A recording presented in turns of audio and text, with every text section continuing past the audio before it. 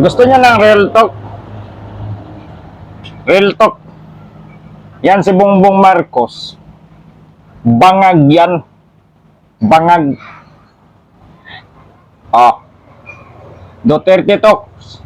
Yan si Bongbong Marcos. Bangag yan.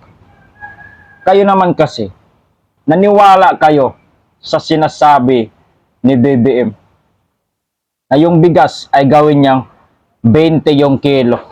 Anong sinasabi niya ngayon? Naniniwala kayo pangampanya lang yun Ay, naniwala kayo, bumoto kayo. Wala tayong magagawa dyan kasi bumoto kaya. Ganon. Di ba? Yan si Bongbong Marcos. Bangag yan.